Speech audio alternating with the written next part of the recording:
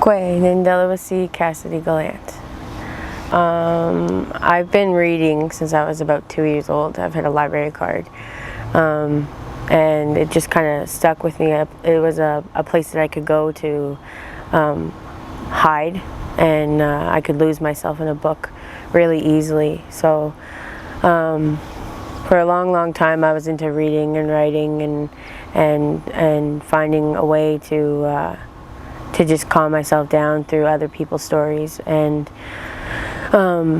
when I was 16, I was admitted to a rehab, and I never really wrote poetry before that, but I can remember I was laying on the couch in the rehab, and I found a piece of like the back of a Pepsi bottle, and I wrote down a poem on that, and I read it and I was like, wow, this is actually pretty good. Like, I'm gonna share it with some people. So I shared it with some people that were in the facility with me, and they were like, you should write some more. Like, so I was like, okay. So I sat down and I just started writing, and I've got a lot of poetry about my addiction, and I have people who actually have recited my poetry up in Boston for addiction purposes, and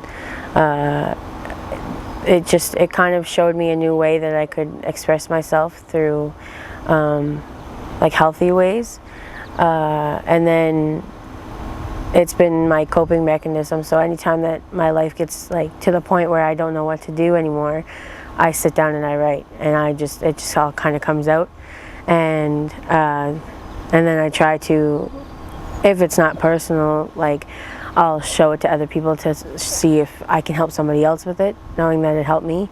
For the poem Hide and Seek, I was actually, with the news of the children, I was having a really hard time. I wasn't myself. I wasn't doing the things that I wanted to do. I was just really down, and I messaged one of my friends, and I was telling them about it, like how I just didn't feel like who I was. Like, it was just a lot was going through my head, and he just told me to sit down and write. And he said, let it all out and put it all together. So I was like, okay. So I shut off all my electronics, and I took my book and my pen, and I went downstairs and I lit some sage, and I just started to write.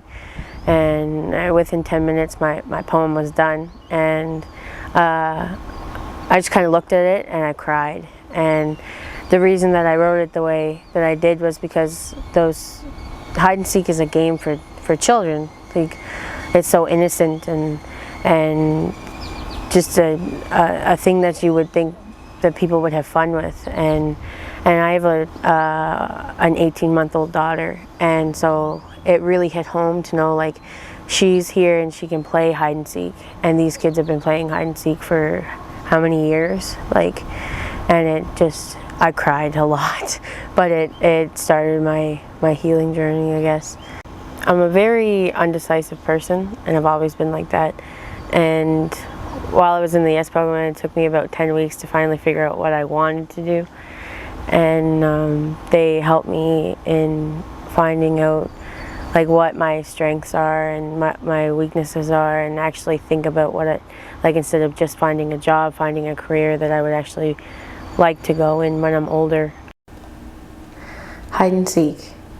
Hide and seek we used to play, hiding from our friends, laughing when they finally found us.